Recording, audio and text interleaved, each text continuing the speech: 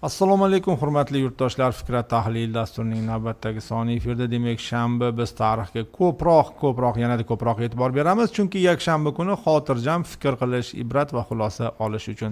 Demak, studiyada doimiy ekspertimiz professor G'aybulla Boboyorov hamda u insonning shogirdi, tadqiqotchi Muhammad Yusuf Namozov. Assalomu alaykum, xush kelibsizlar. Demak, domla, siz bizga mavzuni o'sha kelishayotganimizda osongina baxtli tilli hujjatlarda Turkiya ellar tarixi deb yubordingiz. Biz doim aytamiz, olimlarga osti gapirib yuborishdan biz keyin uni hazm qilishga qiynalib qolamiz. Baxtriyani o'zini tili bo'lganmi? Albatta, endi Sug'diyonaning o'zining tili bo'lgandek, unga qo'shni Baxtriyaning ham o'ziga xos tili bo'lgan. Sug'diyona endi bu Samarqandda endi bir mashhur bo'lib ketgan so'q tili bo'lib, endi biz miyamizga singib ketgandi. Lekin Baxtriya tili bu.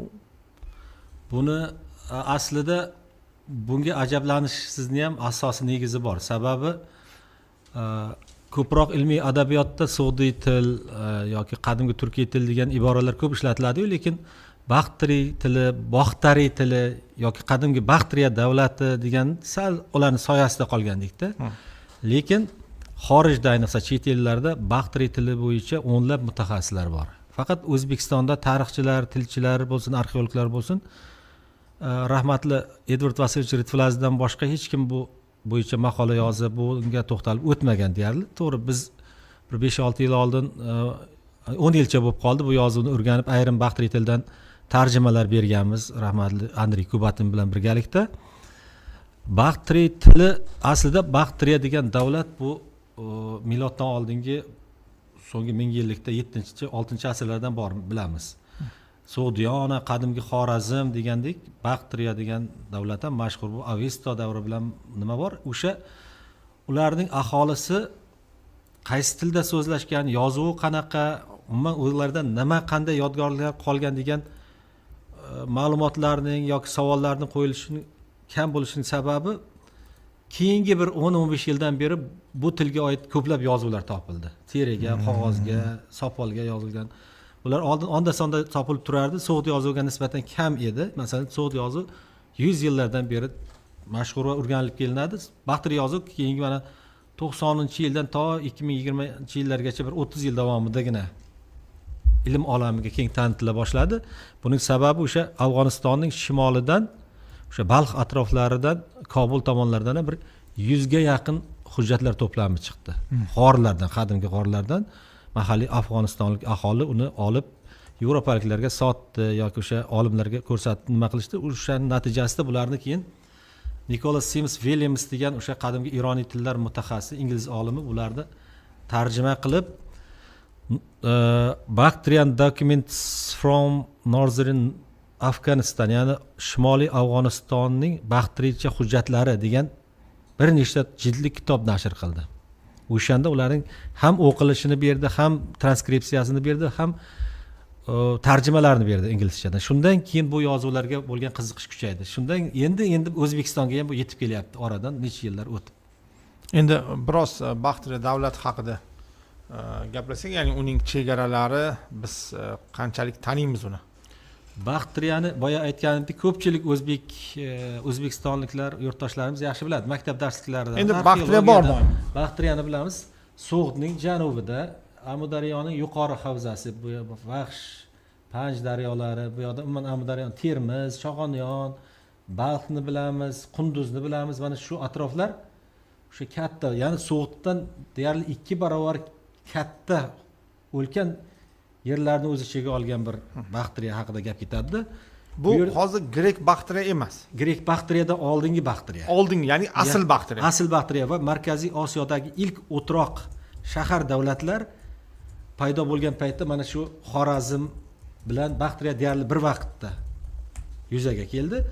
So'g'd bir muncha ulardan keyinroq nima?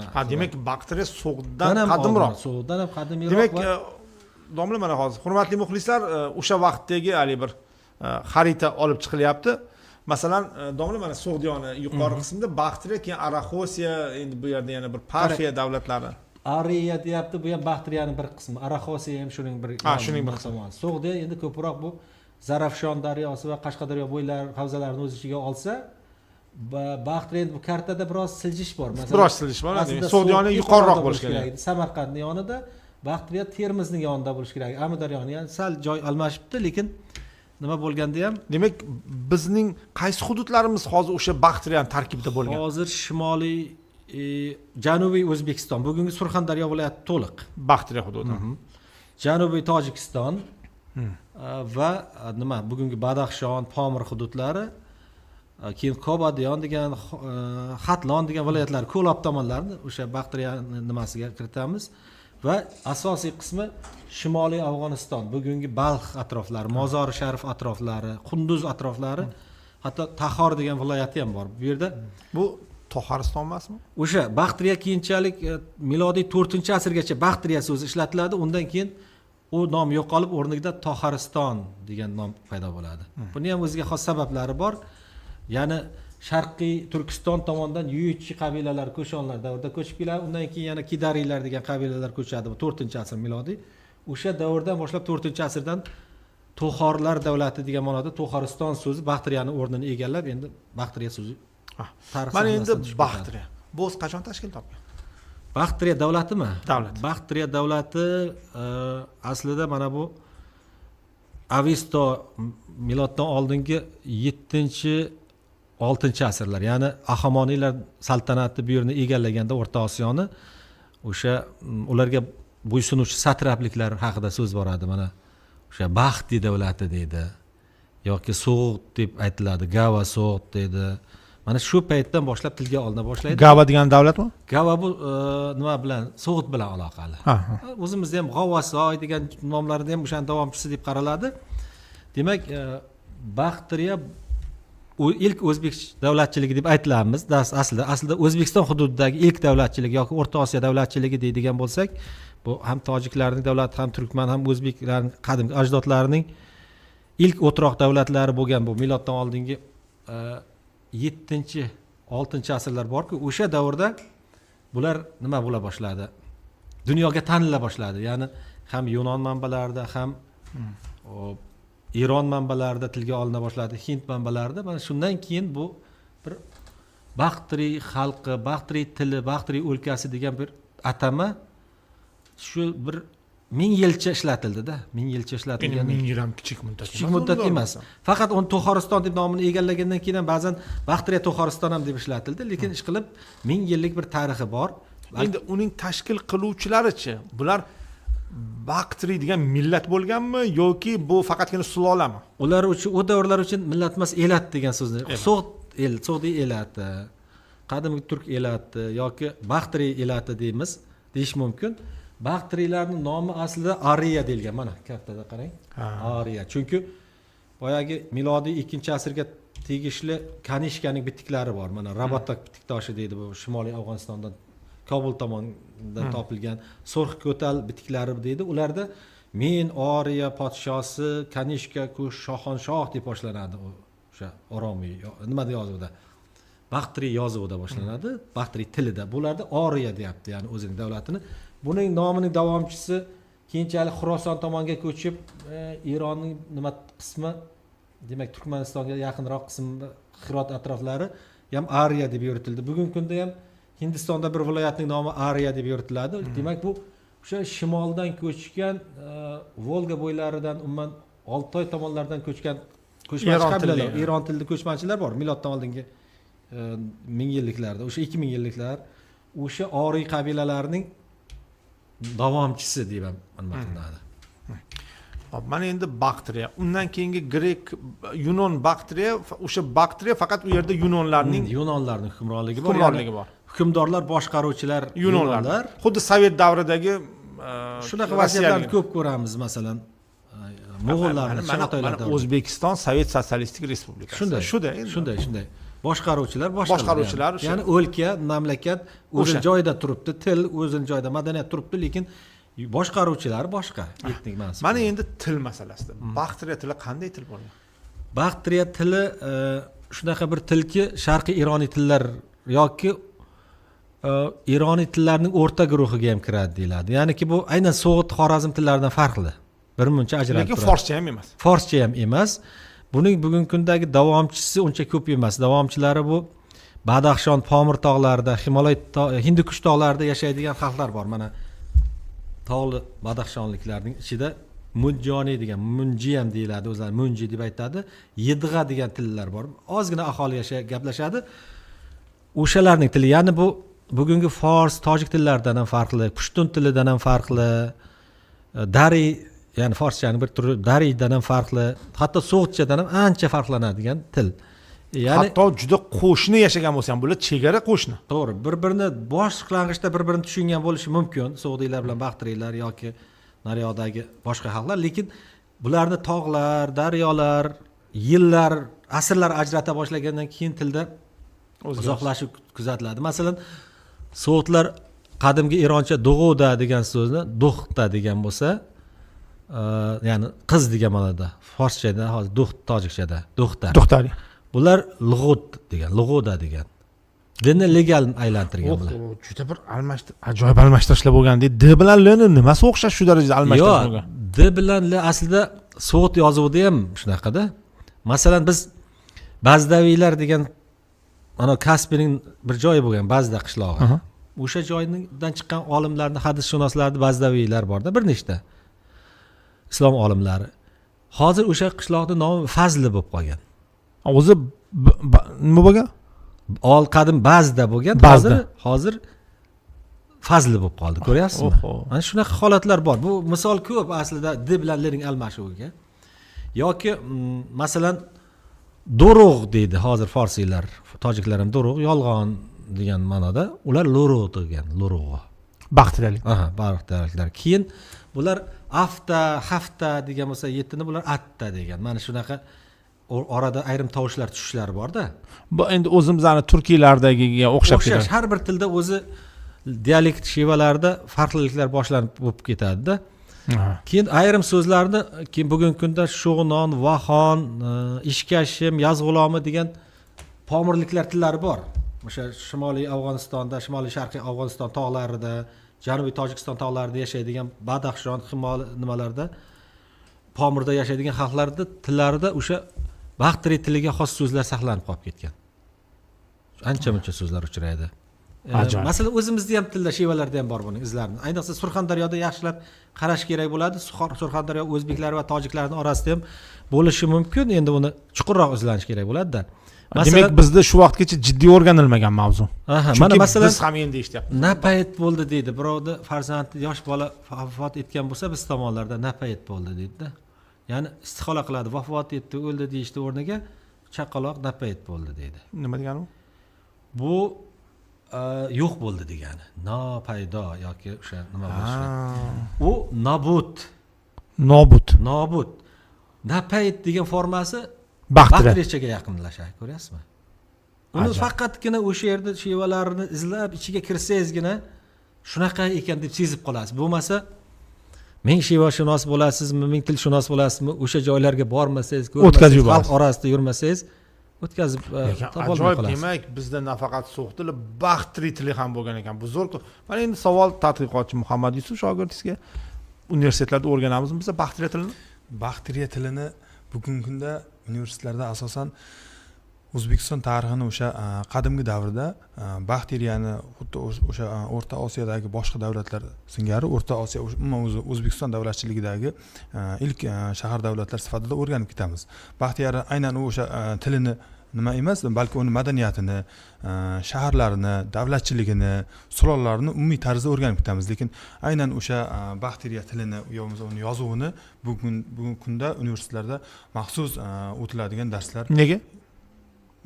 Hozir bu kam o'rganilgandanmi yoki mutaxassislarning kamligidan, adabiyotning kamligidan? Mana o'zbek tilida izlab ko'rdim deyapti.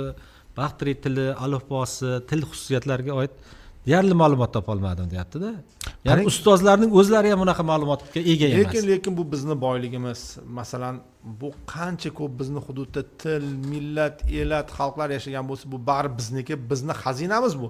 Chunki tasavvur qiling, men qadimgi turk tilini bilan, men so'q tilini o'qiy olaman. Masalan, men xursand ketaman, domla kesalar so'q tilida o'qib beradilar. Ajoyib. Endi bu bir tilni bilasan sen, bo'lib ham qadimiy tilni bilasan.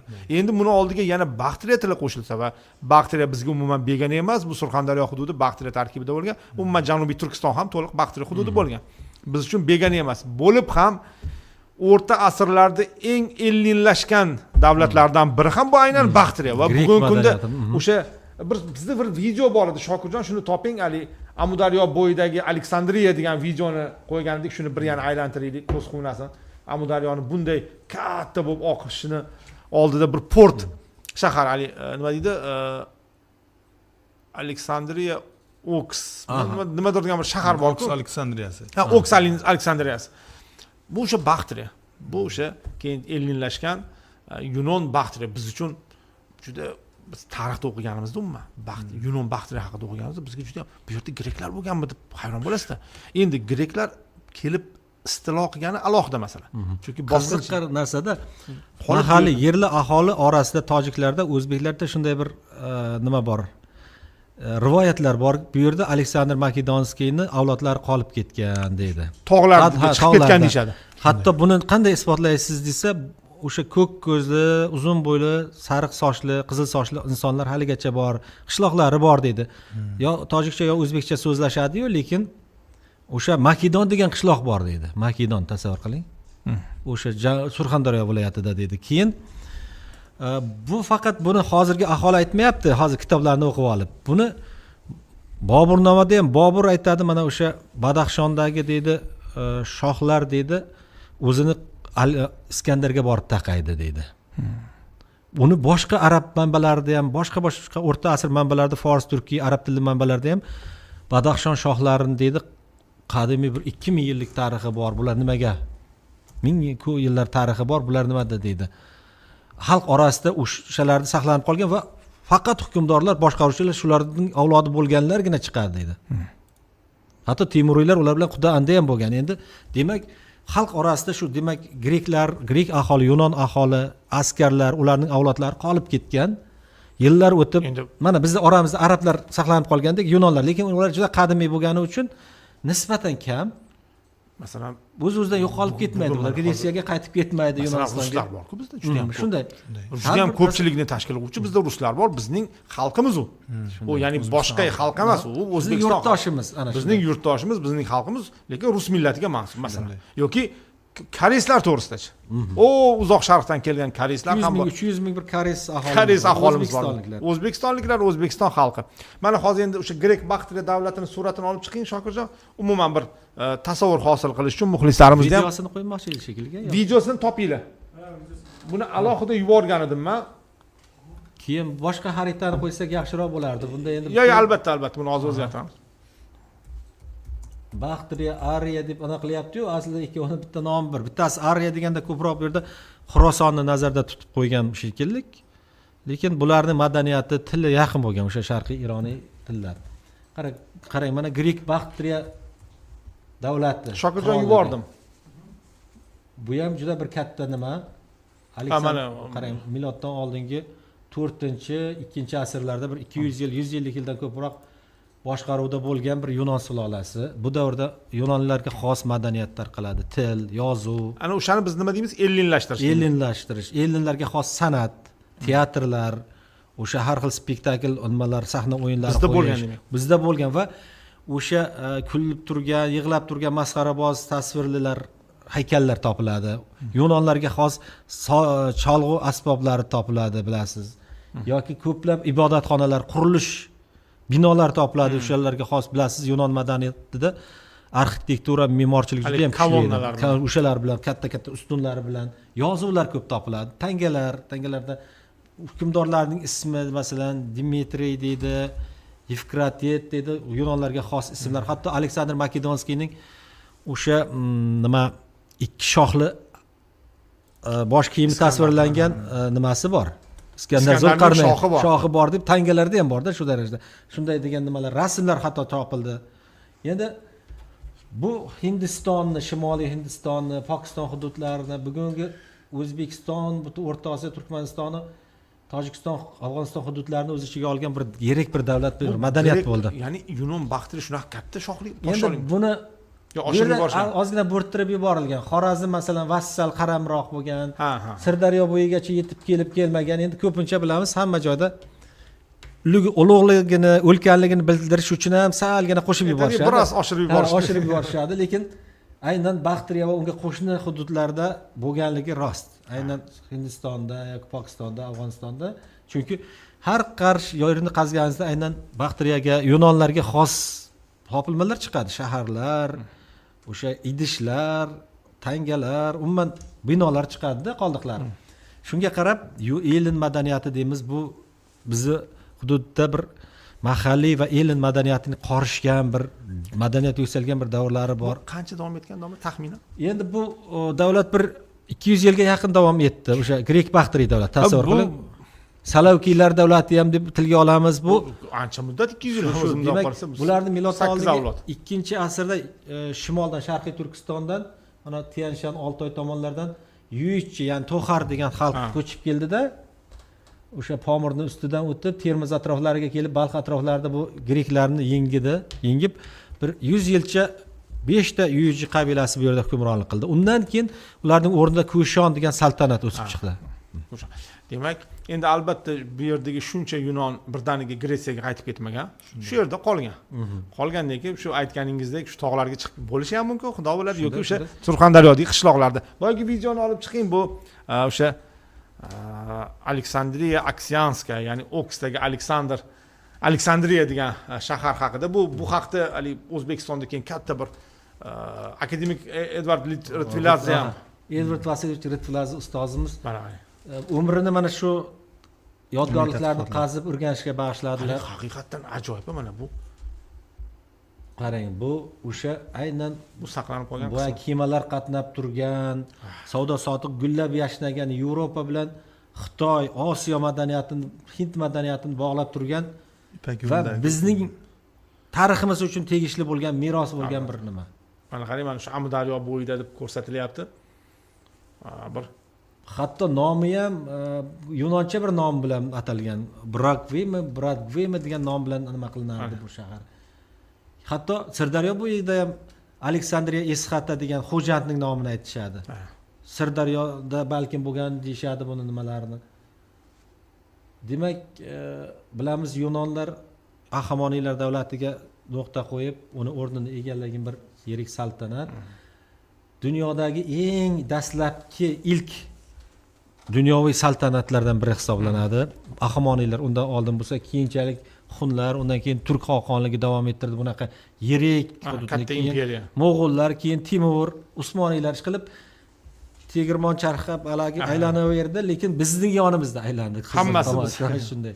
Ya'ni bir tomon tegib ketgan bo'lsa, ba'zan biz o'sha yerga, o'sha saltanatning markaziga aylandik.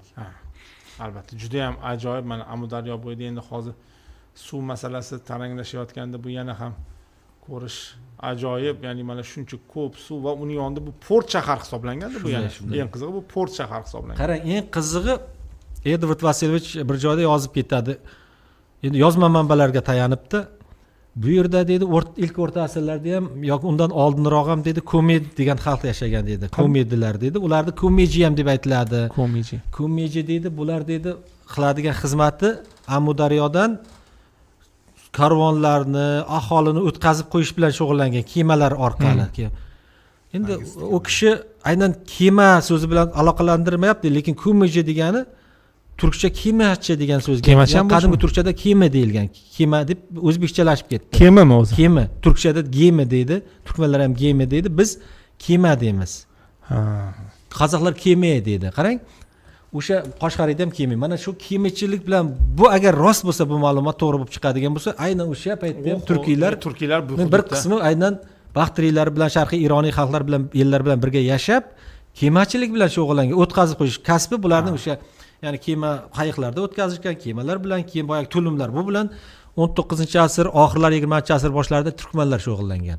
Termiz atrofida. Yana bu Amudaryo Kaspiyga quyilganini inobatga oladigan bo'lsak, bu jiddiy logistika, albatta xalqaro bir suv yo'li.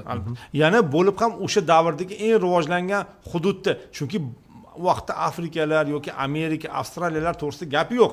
Bu eng rivojlangan savdo sotiq bo'layotgan dunyoning markazi bu Xitoydan Yevropagacha. Ya'ni uni eng markazida biz joylashib turibmiz. Shunday. Rahmat domla, endi bevosita mana Baxtriya to'g'risida gaplashdik, uni tili haqida gaplashdik. Demak, yozuvi haqida endi. U qanday bo'lgan? Endi so'q yozuvini bilamiz, siz bizga ko'p o'qib berasiz, uni biz qiziqib ko'ramiz, ajoyib xursand bo'lamiz. Bizning hududlarda mana alohida o'zini yozuvlari bo'lgan deymiz, lekin endi Baxtiriya yozuvi chiqib qoldi. Bu haqda boya yo'lda kelayotganda Muhammad Yusuf shogirdimiz bilan ozgina tortishdik. Bu o'qigan Wikipediyadan olib o'qigan, o'zbekcha adabiyotlardan o'qigan bo'lsa, hozir o'zi ham gapirib so'zlab beradi. Bu deydi Oromiy yozuvidan yoki deydi nimadan olingan ekan, Pahlaviy yozuvidan olingan ekan dedi. Keyin men biroz ochiqlama berdim. Hozir biroz o'zi so'zlab bersa. Endi bu Baxtiriya yozuvi haqida aytadigan bo'lsak, Baxtiriya yozuvi bugungi kundagi o'sha grek yozuvlari bilan deyarli bir xil. Grek Baxtiriya o'sha davlatida ham biz aytishimiz mumkinki, o'sha greklardan yozuvlarni o'zlashtirgan bo'lishi ham mumkin. Balki undan oldin ham Baxtiriyani o'zining yozuvlari bo'lgan deb aytamiz. Endi Baxtiriya ham yirik davlat bo'lgan. Biz Baxtiriyani agar oladigan bo'lsak, tarixida 8-7 asrlardan bu uchraydi. Asosan manbalarda bu davrda qanaqa uchraydi? Bu davrda bir katta yirik davlat maqomida uchraydi. Uning o'sha yiriklashib kelgan davrigacha undan ham oldinroq tarixi bor bu davlatni. Bu O'rta Osiyodagi o'sha Baxtiriya, Sug'diyona, Xarasmiya deyiladi Yunon manbalarida. Qanday bayroqli Baxti davlati deb Avistoda tilga olinadi-yu. Bu Avesta manbalarida ham mana shu O'rta Osiyoda davlatlar sifatida eng yiriklaridan hisoblanadi Baxtiriya davlati.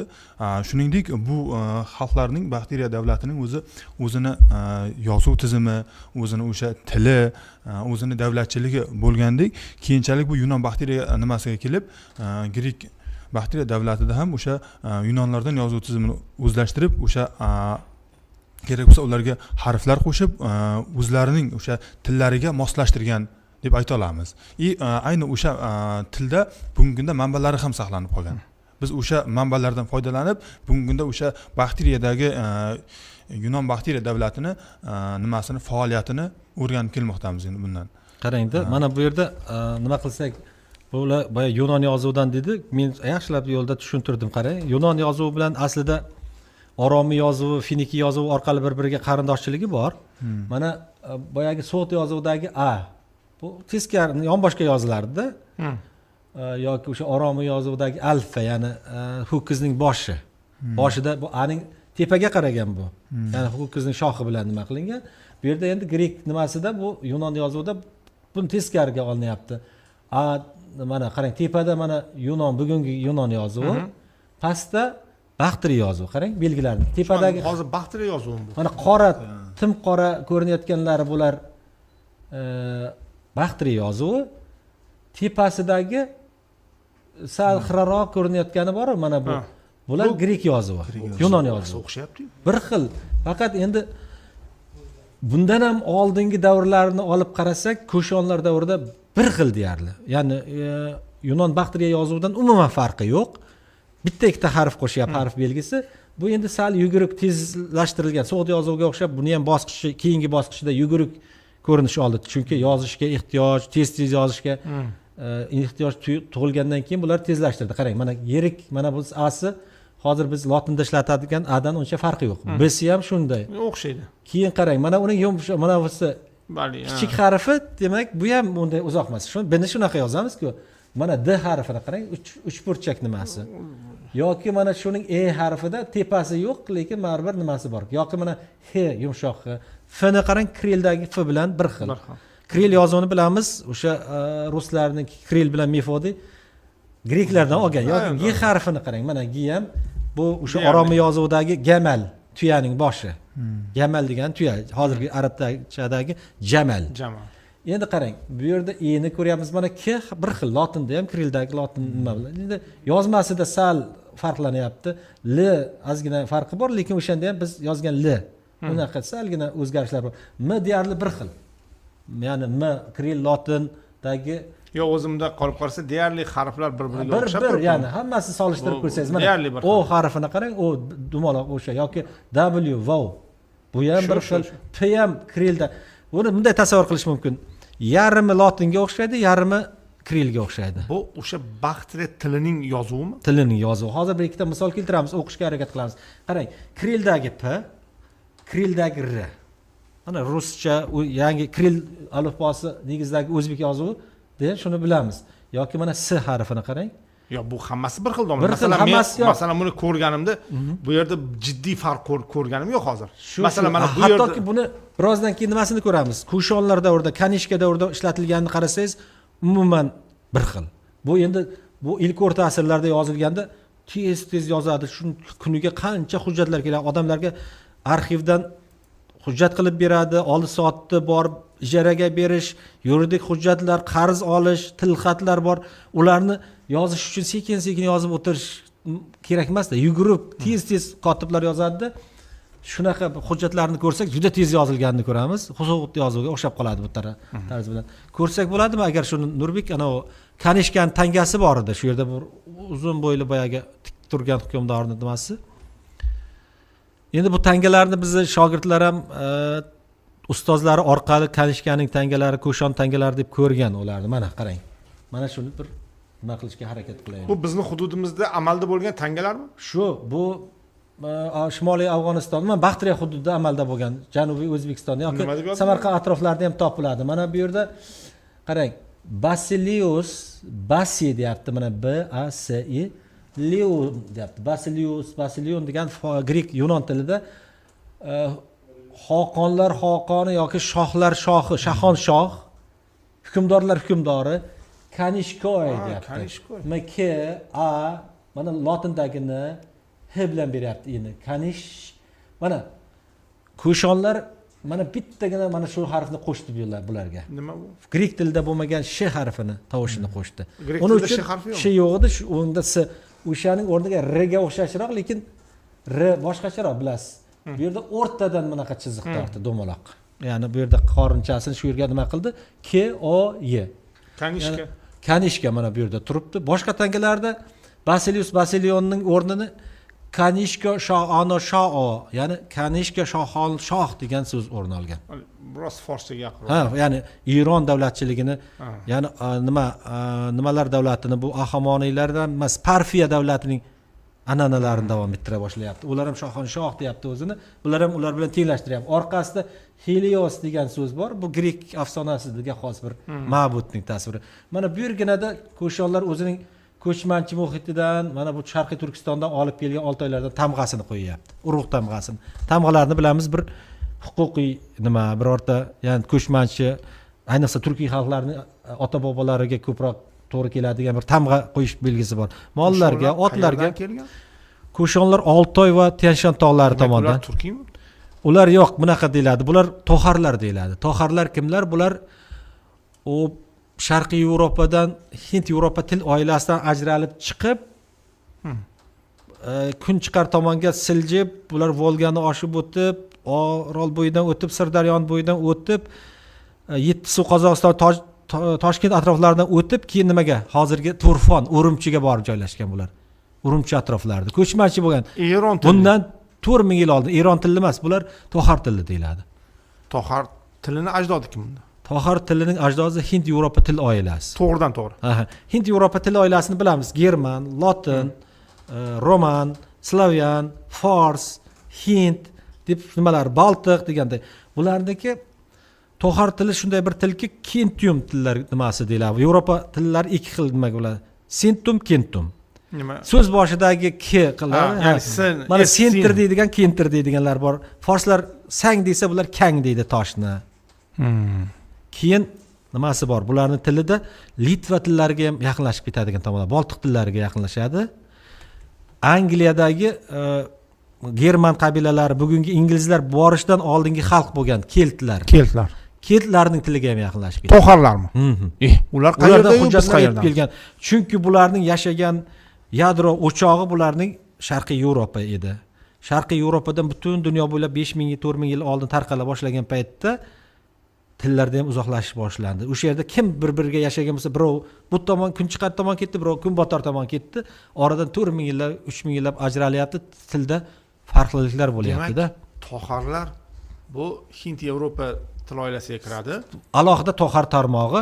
Yuichilar o'shalar deyiladi. Xitoyliklar tohar degan so'zni yuichi deb tarjima qilishgan ko'pincha.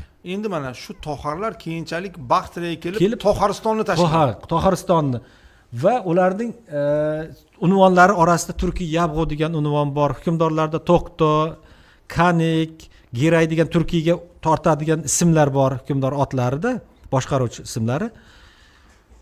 Shularga qarab Toharlarning yonida, chunki bular Oltoy, Sharqiy Turkistonda yashagan paytda bular turklarning proto-turklar bilan, ya'ni old turklar bilan qo'shni yashadi, aralashib. Hunlardan ham oldin. Aha. Hunlar davrida. Bular keyin hunlarning ta'sirida janubiy g'arbga, Ajoyib. kunbotar tomonga ko'chgan paytda orasida turkiy elementlar ham, turkiy belgilar ham keldi deyapti. Hatto ba'zi olimlar, ayrim yevropalik olimlar aytadi, Kushonlarning bir yirik urug'i turkiy bo'lgan va ular boshqaruvchi toifa bo'lgan deydi. Endi turkiylar qayerda bo'lsa boshqaruvchi. Sababi bunday deyishga sabab unvonlarning turkiy ko'rinishlari borligi, keyin Surxondaryodan topilgan Xolchayon haykallari bor. Surxondaryo viloyatida haykallar bor, butun bir zal hududi, katta bir hudud ochilgan. Xona, bino, o'shaning ichida haykallar turibdi. O'sha haykallarni tozalab nima qilganda ko'zlari qisiqroq, soqolsiz, mana endi Baxtirilar qadimgi oriylarda soqollik, qirra burunli insonlar, ko'zi katta insonlar bo'lsa, bular ko'zi qisiqroq, yuzi o'zinchoqroq, soqolsiz hukmdorlar, boshqaruvchilar. Shunga qarab mana deydi Kushonlarda ham o'sha turkiy elementlar bor.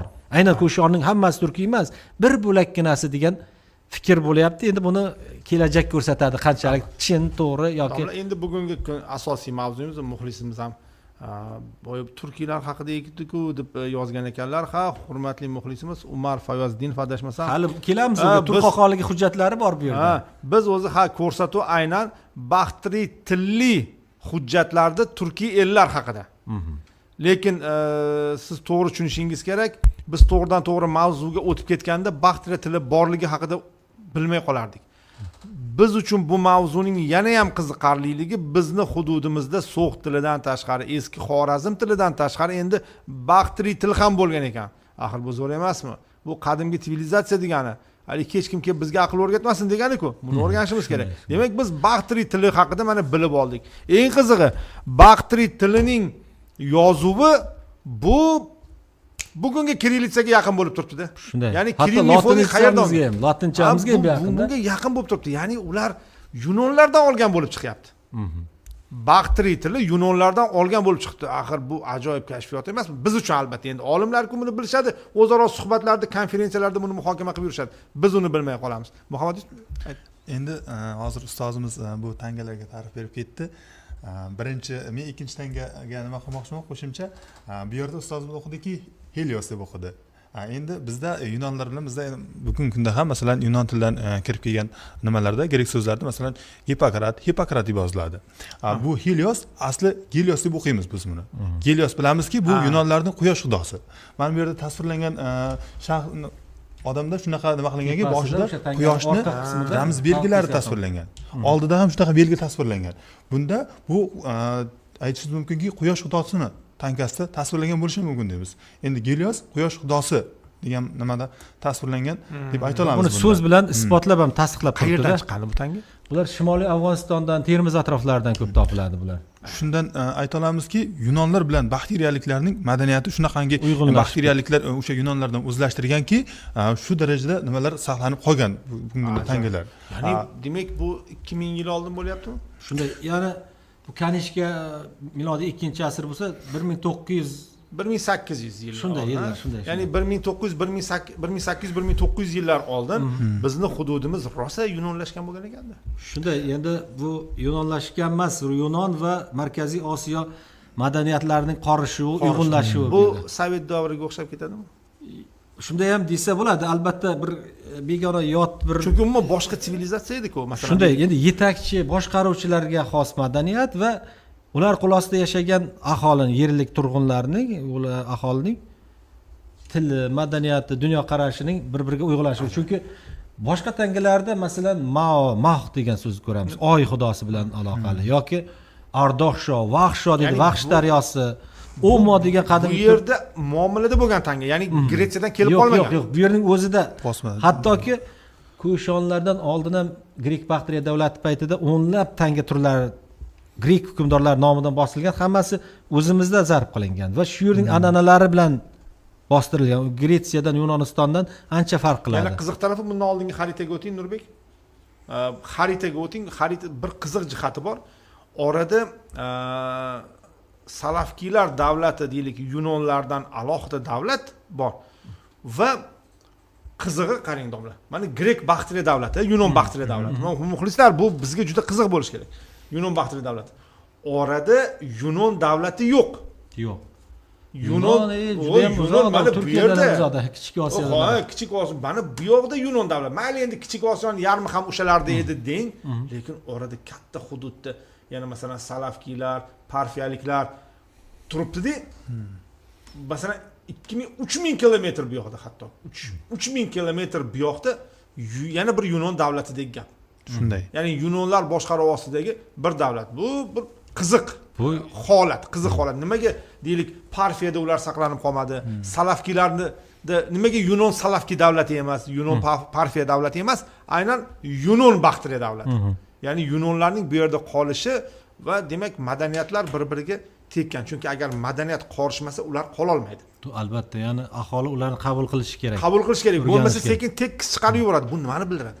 Demak, bu yerdagi aholi kuchli madaniyatlarni qabul qilish, Bag'rikenglik bor, bag'rikenglik, tolerantlik ya'ni deyiladi. unda ko'rgan madaniyat demak, ha, rivojlangan, ilm-fan rivojlangan. Chunki Yunonlarni endi o'sha vaqtda kim bilmagan? Hamma bilgan Yunonlarni o'sha vaqtda. Uning o'sha mana Makedonskiyning ustozlari, bular kim? Hammasi Arastular, bu juda kuchli olimlar. Buyuk shaxslar bor. Va demak, Markaziy Osiyo o'sha vaqtda ham ilm-fanni qabul qila olgan. Albatta. Kuchli madaniyatlardan ta'sirlangan. Kuchli bo'lsa agar u va foydali bo'lsa. Albatta. Foydali Yutuqlar, bo'lsa. ya'ni insoniyatning, kishilik jamiyatining yutuqlaridan Bundan ololgan. foydalanish. Bu nimasi yomon? Albatta u foydalanish kerak. Undan ana endi domla mana shu hujjatlar. Keyin ham hujjatlarga o'taylik. Ha, Chunki hujjatlar vaqt masalasi ham ozgina mana hozir biz 40 minutdan oshiq suhbatlashib qo'ydik. Endi aynan mavzu Turkiyot yuzasidan. bilan bog'liq Mana tomonlarga Turkiyot. qaraydi. Qani mana endi savol. Baktriya tili, ya'ni Baktri deyiladimi endi? Baxtri deb aytyapmiz. Qani Baktrani o'z ma'nosi nima? Buni endi har xil baxt deydi yoki balx degan so'z bor-ku. Balx bor shahar. O'sha d almashuvidan paydo ko'rdik bo'lyapti. endi. Baktriya deb yoki balxning o'zining nomi ham qadimda Baktriya edi, qisqarib balx bo'ldi deydi. Endi buni Aniq bir qadimgi Ironiy tillarga xos so'z. Endi biz buni hozir qaysidir manbalarda aytilgan edi buni. Tushundim. Endi domla, mana shu Baktri tilli hujjatlarda turkiylar haqida nimalar deyilgan? Hozir u hujjatlarni ko'rishimiz kerak bo'ladi. Qarang, Baktrilarni boya ba'zilar hazillashib yoki o'sha baxtlilar o'lkasi ham degan narsalarni aytadi. Bu xalqona ochiqlamada. Unda boshqa narsa yotibdi buning nimasida. Nima deydi? O'sha So't qanchalik qadimiy eski nom bo'lsa, Baxtli yoki Baktriya ham qadimiy nom. Hattoki qarang. Parfiya bular hammasi demak Baktriyan Camel dedi yoki o'sha Baktri tuyasi degan nima bor? Tuyaning bir turi bor. O'sha nima ham o'shalar bilan aloqali tarqalgan deydigan nimalar bor. Qarang. Endi mana bu hujjat. bu nimada yozilgan? Bu teriga yozilgan o'sha Baktrining yuguruk yozuvida. Bu ilk o'rta asrlar. Yuguruk kursiv. Yozma. Yuguruk degan atama ishlatiladi. O'sha qiya qilib tez yozib ketadi, uzmasdan. Qo'shilib yoziladi. Ha. Yozmasin. Yozma. Qarang. Yozmasin. Yozma va qarang. Bu yerda tepada muhrlab qo'ygan. O'sha so'rg'ich hozir ham ishlatiladi. Pochtalarda xat jo'natilganda, ya'ni ochilishi, haqqoniyligini ta'minlash, ya'ni chinlik bormi yo'qmi degan, soxta emasmi, yolg'on emasmi deb shuni mana xatlar jo'natilgan paytda dumaloqlab shunday nima qilingan. Bu yerda boshlanadi sana deb boshlanadi, krona yoki. Bu arabcha sana degan. Bu Yunon tilidagi xronologiya so'zidan olingan. Bu sana bunaqa edi. Palon oyda, palon hukmdor Xoqon nimasida shu hujjat tuzildi deb boshlanadi-da. Bu hujjatning mazmuni kimlar muhr qo'ydi, qo'l qo'ydi. Demak, bu so'q tilidan farqli o'laroq chapdan o'ngga. Albatta. Ya'ni so'q tilining teskarisi. Yunonlar qanday yozgan bo'lsa shunday yoki biz hozir lotinda, kirilda qanday yozsak shunaqa yoziladi. Chunki so'q tili o'ngdan chapga edi-ku. Shunday. Bularda hozir mana bu agar biz uchun chap bo'lsa, chapdan o'ngga qarab yozilyapti-da. Qarang, endi bu tez yozilgani uchun o'qish birdan qiyinroq. Mutaxassis bo'lsa, yaxshilab qaragandagina so'zlarni ajratib ola olamiz-da bunda. Ajoyib. Hamma joyda bu Baktriya tili. Baktriya tili. Shuni hozir bir nimasiga o'taylik-da. Bu yerda xiraroq bo'lib qolgan. Sal aniqroq ko'ringan bir versiyasini ko'rsang, yoki boyagi transkript tarjimasiga ham qarasak bo'ladi. tarjimasi bilan olib chiqing. chunki men So'g'd yozuvidan ancha yaxshi xabardor bo'lsam ham Baxtri yozuvida biroz qiynalaman aslida. Baxtri tilida. Sizga biroz qiynalsangiz, biz umuman bu til borligini bugun eshitdik o'shaning uchun. Bu o'ylaymanki bu juda ham normal holat. Siz buni biroz qiynalsangiz, biz endi eshityapmiz buni. 678-yilda tuzilgan oldi sotdi shartnoma. Shartnomalar rasmiylashtirilgan va bu uzun hujjat. Hatto ikkita nusxada bir xil so'zlarni takrorlaydi. Egasiga berib yuboriladi. Undan tashqari ikkita nusxa arxivda qoladi. Boshqaruvchi hukmdorning oldida. Qarang, qiziq tomoni Turk xoqonligini bilamiz biz. Tarixini Turk xoqonligi bu Mo'g'uliston, Oltoy, Markaziy Osiyoni o'z ichiga olgan, Yevrosiyoning katta qismini o'z ichiga olgan yirik saltanat. Bularning yozuvi Urxun Inasoy bitikdoshlari, So'g'di yozuvlar derdik. Hozir o'sha 100 ga yaqin hujjatlarning oldida ichida o'nlab hujjatlar aynan Turk xoqonligiga tegishli bo'lib chiqyapti. Ya'ni Turk xoqonligining hujjatlari Baxtri tilida yozilgan. Baxtri tilida. Ya'ni Turk xoqonligining xaritasini ko'rsak, To'xariston deb nimada bo'lgan, o'shanda hujjatlarning eng albatta boshida boshlanganda bunaqa bo'lib boshlaydi. O'shanda deyapti, qarang. 446-yil edi, ab oyida, Vohmon kunida muhrlangan ushbu hujjat oldi berdi shartnomasi yozilgan vaqtda bu yerda Samingon viloyatidagi Marug'onda Ruf hukmdorligiga qarashli bozorda ezguliklar va umidlar baxshida etuvchi hayratlarga sazovor Ramsid xudosining shohidligida shu yerda Marug'ondagi bozorda sharafli xoqonning tapuqliq eltabari bo'lmish Ruf hukmdori Junlat Shaburonning xabardorligida va Xusaru Tarxon hamda Ruf hukmdorlar bozorining nazoratchisi Dibraz guvohligida palon-palonda tuzilgan bo'lib, shunga shu kishilar guvohlik beryapti deydi. Hujjatlar o'z-o'zidan ikkita odam tuzib qo'ymayapti. Ikkita oldi beruvchilarning orasida arxivchilar, boshqaruvchilarning vakillari o'tiribdi va bu o'sha yerda qonunchilik qay darajada mukammal bo'lganligidan ko'rsatyapti-da. Oyi, kuni, haftasi nimasi yozilyapti va har bir guvohlar, taniqlar bitta sanab o'tilyapti. Keyin oxirida mana qarang. Kim ushbu oldi shartnomasi hujjatning orqa tomonida kimlar qo'l qo'ydi yoki muhr bosdi? Yaskulning muhri bor. Ramsid xudosi nimasi bilan muhri u yerga qasamyod qilib qo'yapti. Bu arxiv egalari. Ruf hukmdorining muhri bor. Xusar Tarxon turkiy unvon. Debraz degan odamning ham muhri. Bu Debraz bu yerda nima edi? Bir kishi edi. Bu hozir mana bu yerda Debraz guvohligida. Bozorning nazoratchisi. Ko'ryapsizmi? U ham qatnashyapti va bu oldi sotdiga bular guvoh bo'lyapti.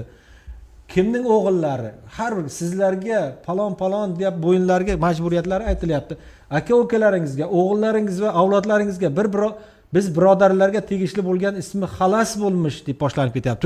Hali bu yerda hujjatning bir qismi, ya'ni oxirida agar bu 446 deb boshlanyapti, lekin Baxtri sanasi bo'yicha, bu To'xariston sanasi deyiladi. 332-yilda boshlangan. Milodiy 332-yildan boshlaysak, birinchi yili deb 1700 yil oldin. 678-yilda Turk xoqonligining nimasida gullab yashnagan davrlari bor. 1300 yil oldin. Aha. Turk xoqonligi bu yerda To'xariston yabg'uligi bo'lib turibdi. Turk xoqonlarining o'g'illari boshqaryapti. Ularning eltabar, tapuqliq degan turkcha so'z uchrayapti. Tapuqliq, eltabar, mana yoki Tarxon degan nimalar uchrayapti. Yana boshqa hujjatlarda ham xoqonlar bor, xotunlar bor va tudunlar bor. Tudunlar kim? Tudunlar nazoratchi, noyib. Bular bir shaharda o'tiradi, aholidan soliqni yig'adi. O'sha yerdagi mahalliy boshqaruvchilarni nazoratda tutadi, bir yilda bir hosilni yig'ilgan hosildan soliqni olib xoqonga yuborib turadi. Mana bu yerdagi hujjatlarni qarang. Bularni Turk xoqonligining qariyb 150 yillik hujjatchilik tarixini mana shu Baxtri hujjatlari orqali kuzatamiz. Tasavvur qiling, 100 yillik bitikdoshlarda hujjat haqida gap yo'q, oldi sotdi haqida gap yo'q. Ko'proq xoqonlarning faoliyati, endi bitik toshga hamma hujjat yozadigan bo'lsa, shartnomani juda tosh endi. Tosh-ku endi. Yoki nima bor? Sug'diy hujjatlarda ham aytib o'tganmiz, boshqa nimalar ko'rsatuvlarimizda, chiqishlarimizda. U yerda ham kimgadir nima berilishi haqida, nikoh shartnomasi, xoqonga yuborilgan xat haqida so'z ketadi. Bu yerda ko'proq yuridik hujjatlar, huquqiy hujjatlar. Ajoyib. Ya'ni bizda huquqqa uncha e'tibor bermaydi deyshadi, lekin tarixda unday bo'lmagan ekanmiz. Mana bu talabamizdan so'rab ko'ring, qani bu hujjatlar haqida ustozlari o'tishganmi ekan? Biz o'rganyapmizmi bularni o'zi? o'rganyapmiz deb ayta olamiz, chunki boya yuqorida bergan savolingizda aytdingizki, bugungi kunda o'sha bakteriya tili yoki so'q tili o'rganilyaptimi, universitet darsliklarida bormi degan savolingizga men o'sha yerda aytib o'tdimki, O'zbekiston tarixining qadimgi davri bilan o'rganilyapti. O'sha maxsus yordamchi tarix fanlari orqali ham bu fanlar tillar o'rganilyapti. Lekin juda chuqur emas, o'rganilib o'tilyapti. Umumiy ma'lumot berib o'tilyapti. Faqat biz bu chuqur o'rganishimiz kerak, chunki masalan mana Yevropada lotin tilini qanchalik qadrlashadi. Shunday. Bu juda ham, ya'ni u elita biladi deb hisoblanadi. Bu deydi, bu lotinni biladi deydi. Yoki biror bir maqolni aytib qo'ysa aytadiki, lotinda aytyapti deydi. Chunki ularni qadriyatida bu. Bizda mana shuncha tillar bo'lgan. Va bo'lib ham juda qadimiy, kerak bo'lsa ulardan ham oldin bo'lgan. Biz esa ularni chuqur o'rganmayapmiz. Bu yerda o'sha aytib o'tganimizdek, boyagi Yunonlar kirib kelishi bilan o'sha rasmiy hujjatlarda ham o'sha rasmiylik yana oshadi. Chunki bilamizki, Yunonlarning o'sha tarixchiligida, tarixida respublikachilar ular. Albatta, ularda qonun juda, lekin baribir qonunlar deganda Xitoy ham nomalarida ham aytadi, turkiy qonunlar bor, saudiy qonunlar bor deydi-da. Bularning o'ziga xos qonunlari ham bor. Har bir xalqning davlat bo'lgandan keyin albatta boshqaruvni xalqni tartibga solib turadigan jamiyatni qonunlari bo'ladi. Endi mana shu hujjatning orqa tomoniga o'tsakda, mana bu hujjatlar bor, qog'ozlarni nima qilish uchun bundan iqtisod qilish uchun juda ham qog'ozning, terining juda nimasi bo'lganda, bilasiz. Endi hozirgidek qiymati yuqori bo'lgan va ularda hujjatning orqa tomonlariga ham yozish holatlari bo'ladi. Keyin Nurbek boshqasiga o'tsak, hujjatlar bu yerda masalan ko'rgan tomoshabin bu yerda bir narsani anglab yetish qiyin. Shuning uchun bu yerda turgani bilan unchalik bir kattaroq hujjatlarni yoki tarjimasini bera qolaylik bu yerda, transkripsiyasi. Lekin domla bu ham kerak. Bunacha alohida ekranni ham ko'rsatib keting, chunki bizni hududlardan topilgan qadimgi yozma manbalar bular. Bu juda ham ajoyib va ularning shrifti ham juda bizga qiziq. Qiziq narsa, bir narsani yechdi bu hujjatlarning topilishi. Mana Eftalilar davlatini bilamiz. Bu 450-565-yil, 100 yildan ko'proq boshqaruvda bo'lgan bir saltanat, davlat. Bularning unvonlari qanday bo'lganligi masalasida ko'pchilik olimlar tortishardi-da. Aynan shu hujjatlarda Ibadalloh Yabg'o degan so'z uchradi, ya'ni Eftallar Yabg'osi. Ya'ni o'zi umuman Eftallar turkmi, turkmasmi degan bir bahs bor. Keyin Xitoy yilnomalarida Tegin degan unvon uchrardi. Shunga qarab Eftallar demak Turkiy bo'lsa kerak degan taxminlar bor edi.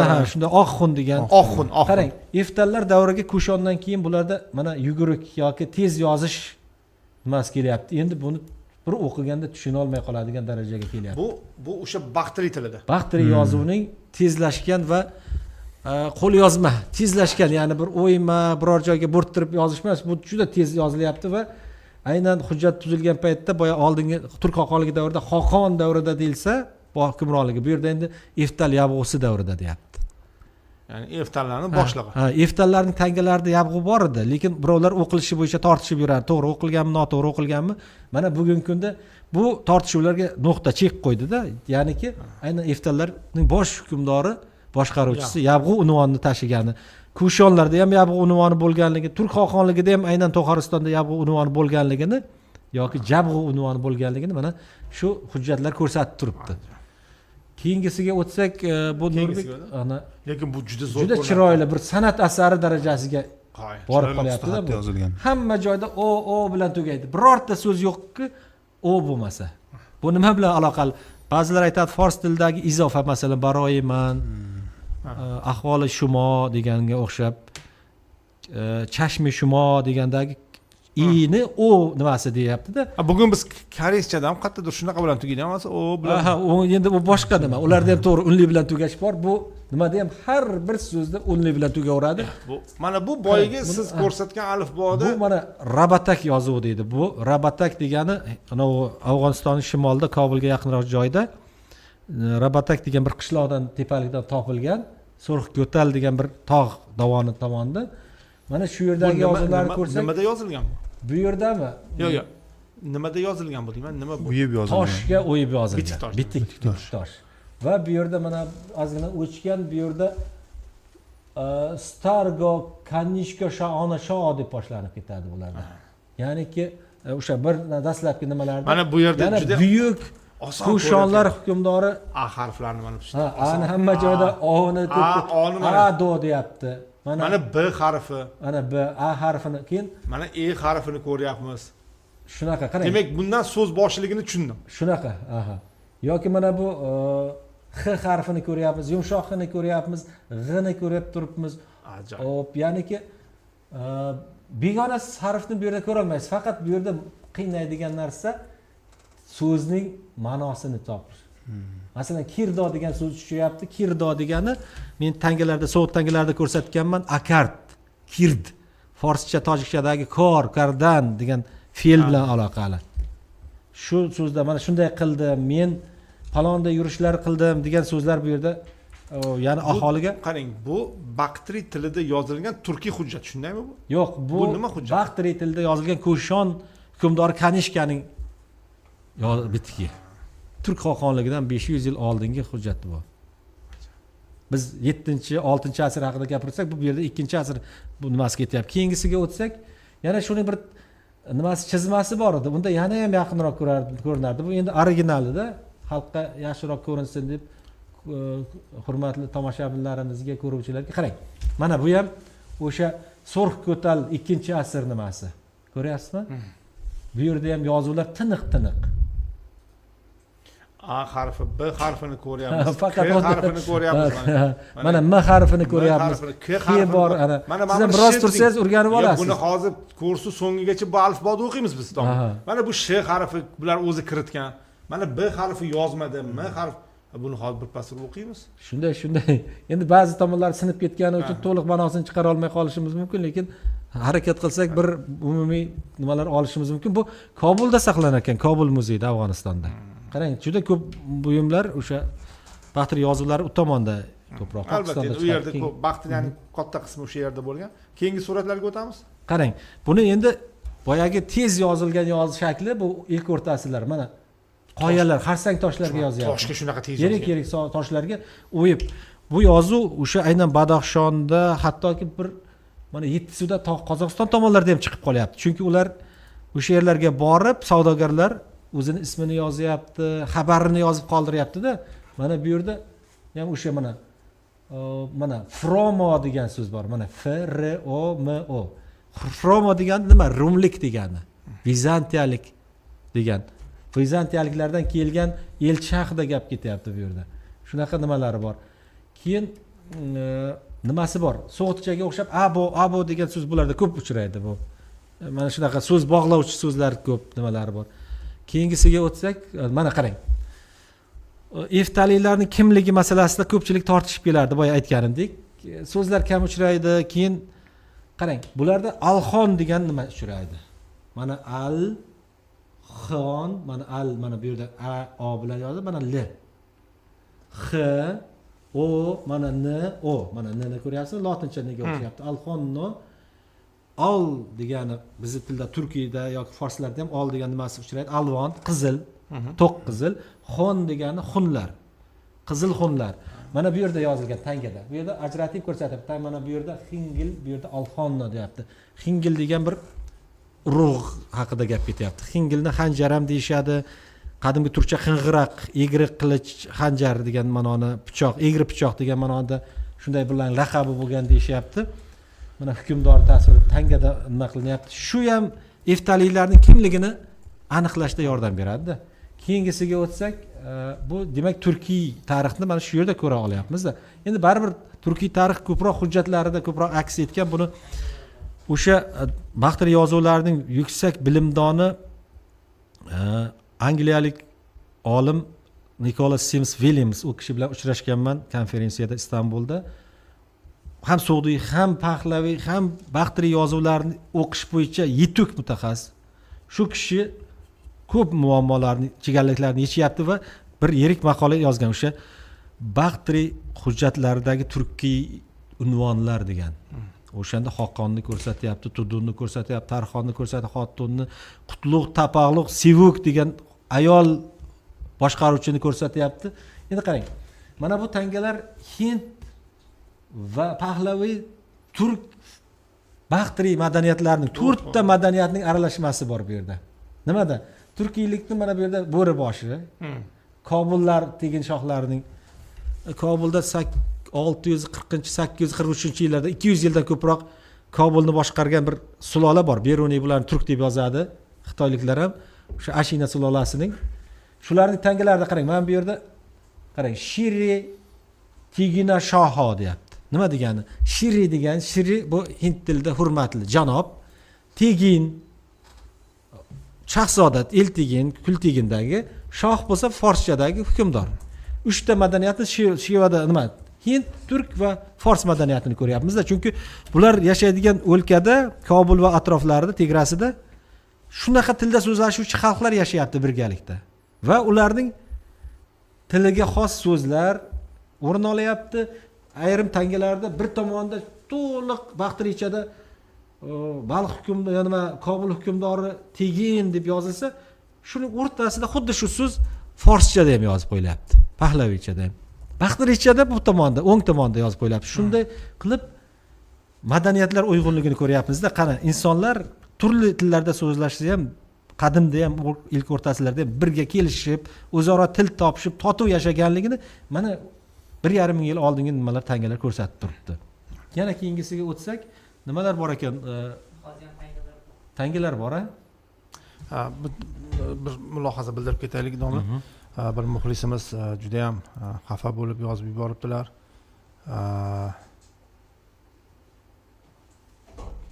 Men tojikman, O'zbekistonda tug'ilganman, O'zbekiston fuqarosiman. Bizning hududlardagi desak to'g'riroq bo'lsa kerak, bizning hududlardagi Forsiy davlatlar tarixini saqlanishini xohlayman. Forsiy davlatni tarixini turkiy ellar tarixi deb sarlavha yozib olishdan maqsad debdilar. Endi Umar Foyozdinov biroz tushuntirish berib o'tsam. Bu Forsiy davlatning tarixi, ya'ni bizning hududdagi Markaziy Osiyodagi Forsiy davlatning tarixi haqida emasdi bu ko'rsatuv. Bu ko'rsatuv turkiy ellar haqidagi ya'ni turkiy ellar haqida boshqa tilli hujjatlarda nimalar yozilgan. Mana shu haqida bu ko'rsatuv. Siz biroz noto'g'ri tushunibsiz. Ya'ni turkiy ellar tarixi turkumidan ko'rsatuvlar davom etyapti. Ishoning, biz Forsiy ellar, endi biz Forsiy emas, Sharqiy Eroniy deymiz, chunki bizning hududimizda Sharqiy Eroniy tilli davlatlar, xalqlar yashagan, millatlar, ellatlar yashagan, balki Forsiy deb ham aytarmiz. Bular haqida ham alohida ko'rsatuvlar bo'ladi. Siz agar kuzatgan bo'lsangiz, biz Tojikiston tarixi haqida ko'rsatuv qildik. Bu turkiy ellar tarixi emas edi, bu Tojikiston tarixi haqida, Tojikiston geografiyasi haqida ko'rsatuv qildikki, bu nafaqat o'zimizdagi, biz jon qo'shnimiz bo'lgan va biz juda ko'p aytamiz, agar e'tibor bergan bo'lsangiz, ikki tilda so'zlashuvchi bir millat deb ham juda ko'p aytamiz. Shuning uchun millat masalasi bunaqa masalada deylik noto'g'ri tushunib, noto'g'ri tarafga olib ketish kerak emas. Agar siz e'tibor bergan bo'lsangiz, bugungi ko'rsatuvda shaxsan o'zim bu yerda Yunon madaniyati rivojlanganda xursand bo'lib o'tiribman. Ya'ni bu yerda Yunonlar demak biz bilan yashagan, bizni yonimizda yashagan va ular albatta qolgan deb aytayapman. Agar e'tibor bergan bo'lsangiz, ular turkiylashib ketgan demayapmiz. Biz aytayapmizki, ha, demak Surxondaryo taraflarida Yunonlar qolgan yoki Tojikistonning tog'larida bor Yunonlar deb mana shunday gapiryapmiz. Yoki Sovet davri haqida aytganda biz aytayapmizki, bizni yurtdoshlarimiz O'zbekiston xalqi bo'lmuş Rus millatiga mansub aholi to'g'risida gapiryapmiz. Albatta. Ya'ni biz bu mavzuda siz umuman noto'g'ri tarafga qarab ketib qolyapsiz. Men avvalgi ko'rsatuvlarda ham e'tirozlaringiz bor edi, lekin bugun endi hammasini bir qilib tushuntirib qo'yay, tushunmovchilik bo'lmasligi uchun. Ishoning, bu masalan men shaxsan o'zim yana aytaman, qadimgi Xorazm tili borligidan faxrlanaman va juda xursand bo'laman. Lekin ming afsus, bugun u o'lik tillar qatorida turibdi. Qadimgi Xorazm tili bu Sharqiy Eroniy til oilasiga kiruvchi, til guruhiga kiruvchi qadimgi Xorazm tili bor. Men bundan xursand bo'laman. Yoki So'g'd yozuvi borligidan men juda ham faxrlanaman. Lekin So'g'd yozuvini hech kim turkiy yozuv demaydi. Yo'q, men juda xursand bo'laman. Umuman bunaqa yondashuv bo'lmaydi. Faqatgina nazarimda siz o'zingiz tushunishni xohlagan narsani tushunayotganga o'xshaysizda. Bu mana chatda ham juda ham ko'p, mana hozir moderatorlar ham charchab ketishdi bu narsani qandaydir tushuntirishga harakat qilib. Ishoning, biz yaxshi ko'ramiz. Siz uchun bilmadim qanday, yana endi sizni ko'nglingizni olish niyatida emas. Bizning hududimizda yashagan hamma bizniki. Biz hozir masalan to'g'ri men yoshlikdan o'qiganmiz, tarixda o'qiganmiz grek Baktriya davlati haqida. Bilardik buni. Lekin buni shunday tez o'tib ketganmizda endi biz Yunon Baktriya davlati bo'lgan, endi Aleksandr Makedonskiy ketgandan keyin kelgandan keyin u ketgandan keyin biroz yashagan davlat deb o'tib ketganmiz. Lekin butun boshli juda katta podshohlik, orada Yunoniston bilan orada uzilish bor. 3000 kilometr uzoqlikda, kerak bo'lsa 4000 kilometr uzoqlikda Yunonistondan Yunon Baktriya davlati bor va men bundan juda ham xursandman. Demak, bizda juda ham minglab, kerak bo'lsa balki 10 minglab yunonlar bizda yashagan va ular bizning xalqimiz. Xuddi shunday forslar, tojiklar, arablar, mo'g'ullar, ruslar, ukrain, koreyslar to'g'risida xursand bo'lib gapiryapmiz. Yana qanday isbot kerak? Shuning uchun bu mavzuni yopdik. Bu masalada iltimos boshqa e'tiroz bildirmang. Biz e'tiroz bizga yomon ta'sir qilmayapti. Chatda muxlislar orasida millat degan masala ketyapti-da. Yo'q, biz tarixni o'rganyapmiz. Bugungi mavzu Baktri tilli hujjatlarda turkiy elatlar, turkiy millatlar tarixi. Faqatgina biz Baktriyaga bugun ko'proq to'xtalganimiz, chunki men o'zim shaxsan juda xursand bo'lib ketdimki, bizni hududlarimizda So'x tili, qadimgi Xorazm tili bilan bir qatorda Baktriya tili ham bo'lgan ekan va uning yunonlarning alifbosiga o'xshagan alifbosi bo'lgan ekan. Mana shundan xursand bo'lganimizdan biroz ko'proq to'xtaldik. Qolganlarni e'tiborini jalb qilganimiz uchun biroz uzr so'raymiz. Ya'ni biroz bunga vaqt ketdi. Millatchilik bo'lmasligi uchun. Eng yomon narsa millatchilik. Kim millatchilik qilsa, bloklanadi endi bundan buyon. O'ylab ham o'tirmaymiz. Davom etamiz. Demak, bu qaysi? Bu ham o'sha Kobul yo bu Eftalilar tangasi. Bunda Ebodolo deb yozib qo'yibdi. Eftal. Bu yozuv qayni bu yerda? Bu yerda mana qarang. Mana hukmdorning oldi tomonda faqat bu tanga tozalanish paytida ozgina harflar nima bo'lib ketyapti. Ziyon yetgan ozgina. Qarang, mana Ebo deb turibdi, mana tugayapti. Bu Dalo deyapti. Ebodolo, ya'ni ikkiga bo'lib yozyapti bitta ismni. Ya'ni Eftal degan Ebodolo deydi bular. O'zimizdan Ibodulla emasmi? Yo'q, bu endi arabcha bu. Endi mana bu yerda mana tamg'asi bor. Bu Tohariston, Chog'aniyon tamg'asi deydi. Bu yerda o'sha Sosoniy Eron hukmdorlarining tasviri bor. Chunki ular bir-biri bilan madaniy ta'siri bor, siyosiy ta'siri bor. Orqa tomonda o'sha Eftali hukmdorining o'ziga xos qiyofasi va o'zining ismi nimasi? Urug'ining ismi yozilyapti, nomi. Eftal degan nomni shu yerda topamiz. Ba'zi tangalarda Olxonni yozgan bo'lsa, ba'zi tangalarda endi umumiy nomdan qochib aynan urug' nomini beryapti. Demak, shu tomonlardan ham bu tangalar yana bir narsa, bu suratlar-ku tangalarni oling endi. Yo, o tangalarda bu sudi yozuvlar edi. Yangi tangalarni yangi tangalarni hurmatli muxlislar bilan bir bo'lishaylik, chunki domlada yangi tangalar paydo bo'ldi. Hurmatli muxlislar, biz uni albatta ko'rishimiz kerak. Siz birinchi marta ko'ryapsiz, biz esa uni ushlab ham. Yo'q, qarang, eng qizig'i bu tangalarni qanaqa qilib tomoshabinga nima qilishimiz mumkin? Kamerani olib keling. Qarang, mana bu qoraxoniylar tangalari. Bu yangi. Bu bugun nima qilingan tangalar bizga qaysi kamerani yaqin aholidan bizga sovg'a qilindi desak ham bo'ladi bu tangalarni. Biz buni Islom sivilizatsiyasi markaziga sovg'a qilamiz deb niyat qilganmiz. Demak, meni kattalashtirasiz. Qarang. Mana. Mana buni xohlasangiz bu nechinchi 11-asr, 1000 yil oldinga boryapmiz. Siz endi 1800 yilga oldinga bormoqchi bo'lsangiz, mana bu tangani ushlab ko'ring. Xo'sh, bering. Ha, mayli, mana qarang. Uzun soqol, ilmalik, yuzlik, mana yonga qaragan hukmdor bor.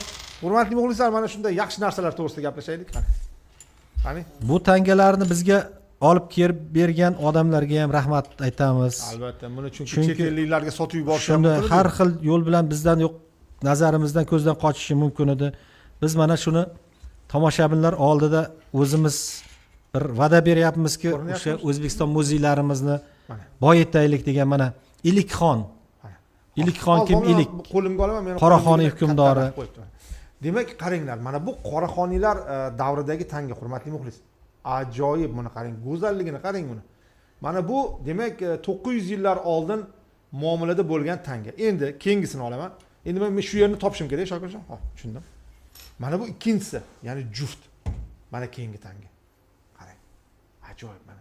Orqasida uchburchak shaklida yozilgan. O'shani yaqinlashtirib ko'rsatsa bo'ladi, ha? Mana. Yo, o'z muxlislarga ko'rin. Albatta, bo'ldi mana. Muxlislarga ko'rinyapti mana. Ajoyib mana. Nurbek, siz chatga qarab turing, agar muxlislarga yaxshi ko'rinayotgan bo'lsa. Hurmatli muxlislar, bu 9 asr oldingi tangalarda mana bu. tasavvur qiling. Endi biz bilmaymiz u asrda masalan mana shuni ushlab turgan odam qanchalik boy bo'lganini hozir bir narsa deya olmaymiz. qanday hayot kechirgan, Endi qarang, sarguzashtlari qanaqa. Mana bu Xitoy bilan bog'liq tanga, Xitoy madaniyati bilan bog'liq. Qarang, Xitoy nima deydi, iqtisodga juda katta e'tibor beradi, shu tangada ham iqtisod qilib qolgan. Qarang, to'g'ri buni aytishingiz mumkin, o'rtadan ip o'tkazib yurish uchun deb unga ham xizmat qilgan, lekin o'rtadagi metal keyingi tangaga xomashyo sifatida ham ishlashi mumkin. Domla bu qachonga? Bular o'sha ilk o'rta asrlar Kayuan Tunbao deydi, ya'ni Kayuan davridagi tangalar. Ketsangiz, ya'ni O'sha 6-8larning nimasi? 1400 yil oldin. Shunday. 1300 yil oldingi.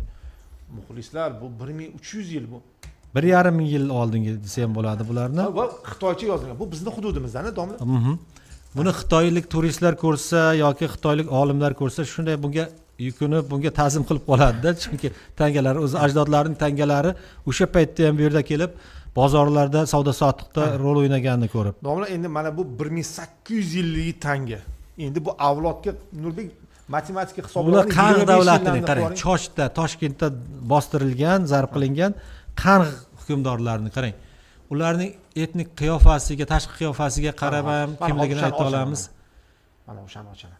O'sha nima deydi? Bu o'sha qadimgi Ironiy va turkiy madaniyatining uchrashgan davrlarining bir Umar Fayozovning alohida ummalari. salom. Mana Ironiy, turkiy madaniyatlar uyg'unligi desa ham desa bo'ladi. uyg'unligi mana. Qarang mana. Bu 1800 yil oldin. Bu 1800 yil oldin podshohning qo'lida bo'lganmi, bu to'g'rimi? Albatta orqasida Chosh hukmdori degan so'z turibdi. Chachanakvo, Chachan Napchxu deyapti. Ya'ni Chosh xalqi hukmdori Saudiy tilda yozilyapti. Keyingisini ham Shokirjon ko'rsatamiz. Mana. Ajoyib tanga. Lekin bularni tomoshabinlar ilg'ay oladimi bu? Ya buni ko'ryapti ata. Mana chatda Nurbek kuzatib o'tiribdilar. Shunday. Demak, hozir endi orqasini o'tiramiz. Hozir demak, boyagi bunda hukmdorning boshi teskari bo'lib qolmayaptimi? Yo'q, mana yaxshi mana ko'ryapti. hukmdorning boshi mana. Mana. Hukmdorning boshi. Endi hozir orqa tarafini o'giraman. Domla, bu nima belgi edi? Mana bu ali Tamg'a, o'rdaksimon tamg'a ham deyiladi u. o'rdaksimon. Endi bu qanaqadir bir qushni balkim burgutdir o'zlariga tatim qilib yoki o'zlariga o'sha hokimiyat ramzi, bunday olganda gerb. Har bir huquqiy belgida mana bunisida ham bu kichikroq. Bu kimniki endi? Bu ham o'sha Qanq davlatiniki. Qanq davlati. Qanq davlati. Qanq davlati qanday davlat bo'lgan? Qanq davlati miloddan oldingi 2 milodiy 3-500 yil yashagan Sirdaryoning o'rta havzasidagi Janubiy Qozog'iston, Hozirgi cho'llardan. Chosh, Toshkent, hatto Zarafshon, hatto Xorazmgacha cho'zilgan bir davlat, ko'chmanchi negizli, lekin keyinchalik o'troqlashib ketgan, Saudiy yozuvidan foydalangan bir el haqida, ko'chmanchi el haqida. Yana bittasi undan kichikroq tanga. Endi bu sal Nimaga u vaqtda temir kam bo'lganmi, domla? Bular. yo temirdan bo'lsa zanglab ketadi. Bu biroq jiz tangalar bular, bronza Jiz tangalar. kamroq bo'lganmi, bu kichkinalashib ketgan. Yo'q, buni yasash uchun anchagina kuch sarflangan buni. Zavodlar bo'lmaganda, to'g'ri. To'g'ri, buni o'sha temirchilar bosib bosgan. Temirchilar.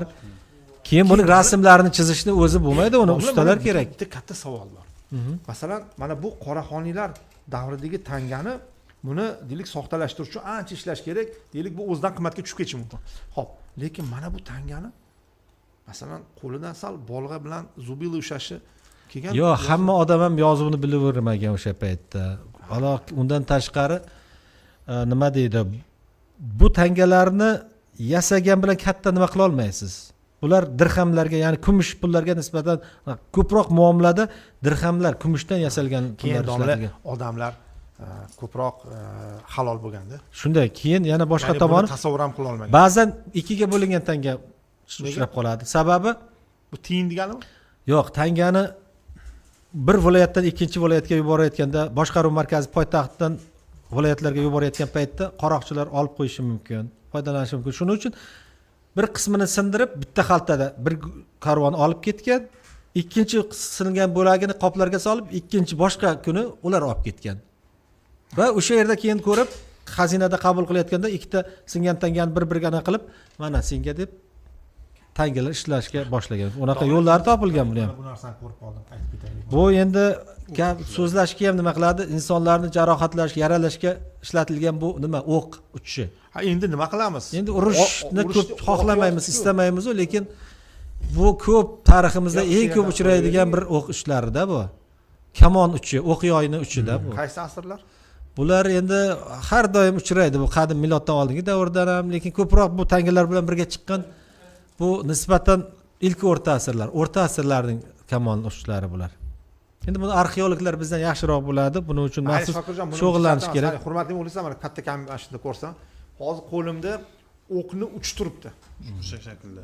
Bu o'sha topilmalarning ichidan chiqqan boyagi tangalar bilan birga kelganda, ko'rdingizmi, pul bilan qurol juda yaqin yuradi bir-biri bilan. Hozirgi urushlarning ham o'sha sababi iqtisod bo'lishi mumkin. Shunday tomonlari bor. Afsuski, achinarli. Navbatda biz Baxtariy nimasiga qaytadigan bo'lsak, mana bularni qaytaray oldim. Shu yana kamayib, ozayib qaytmasin. O'z o'rniga qaytsin endi. Avvalgi davrlar emas. Siz ham 1-2 dona o'zimda ham yursin deb qolsangiz saqlab. Qo'limga yopishib qolib. Shu bilasiz, kimga pul bersangiz kamayib qaytadi. Shunaqa bo'lib qaytib qoldi. Alohida topshiryapman domlaga. Shu mayli endi. Lekin Xitoy tangasi. Ularni sanab ko'rmadim, sizga ishondim. Uyga borganda yana qaytarib sanab ko'raman. Agar ertaga avtomobilim o'zgarsa, shubhalasangiz bo'ladi deydi. Shunday. Yaxshi tomonga o'zgarsa albatta. Birdaniga elektromobil sotib olsam, demak, boyagi tangalarni qayta sanab ko'rish kerak. Bu albatta hazil edi, hurmatli muxlislar. Boyagi biroz, nima deydi, keskinlikni, noqulaylikni. Lekin Umar Fayozdinov, biz sizni yaxshi ko'ramiz. Biz tojiklarni yaxshi ko'ramiz. Oxiri shu men tojikman desam qutulaman deyish. Yo'q, mayli. Endi bo'lib turadi unaqa. O'zimizda ham Nurbek bizda tojik. Shuni aytib ketaylik. Mana men Nurbekni, Nurbek bizda tojik. Umar Fayozdinov sizni odamingiz bor deydik. Hazillashaman, hammamiz bir odammiz. Biz bir xalqmiz. Buni unutmaslik kerak. Behbudiy bobomiz aytgan.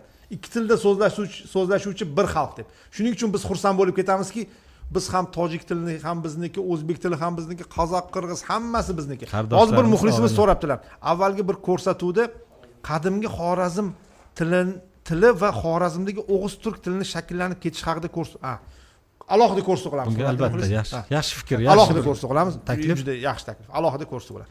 Domla, demak, boygilarga qaytamiz, ya'ni baxt keyingilarga tez bo'lsa, keyin menimcha vaqt ham ozayib qolyapti. Bu tangani emas, ko'proq nimalariga bor, hujjatlari bor edi, chiroyli yozilgan. Bunda tomosha tugadimi? Yo'q, sizga yuborgan nimalarimda bor, qizil rangli hujjatlar bor edi, shunaqa chiroyli yozilgan. Yana qayta yuborishga to'g'ri keladimi? Siz qarang, chiqadi. Domla, boyagi tangalardan qo'lga quvvat ham kirib ketdi ancha. Ha, shundaymi? Juda xursand bo'lib, yuzingiz yorishib ketdi shu. Odam boshqacha bo'ldi. Shu albatta, shu. Endi bu tangalar o'sha paytda shohlarning nima deymiz endi, hukmdorlarning g'aznasida saqlangan. Aynan, albatta, endi bu ta'sir qilish tabiiy. Ta'sir qilganda buni. Endi albatta siz o'sha davrga sayohat qilyapsiz. Shular orqali. Bu Xitoy imperatorlarining kerak bo'lsa saroylarida saqlangan tangalar ham bor ekan shu yerda. 7-asrda ko'rgan, ishlab chiqargan tangalar. Buni qarangda, bu o'sha paytda ham bizda ayrimlar tortishgan bo'lsa kerakda, endi o'zini tomonga, tiliga. Mana shular xafa bo'lmasin deb bir tomoniga o'sha Eron hukmdorini, Xisravni, Parvizning nimalarini qo'yib qo'yapti-da, orqa tomonda endi o'zinikini qo'yapti. Endi bu bilan nima deydi? Bu yerda hazilu aholining turli tumanligi bilan. Albatta, o'zi Markaziy Osiyo shunisi bilan ham qiziq. Shu albatta bir qozon. Hamma shu yerda qaynagan.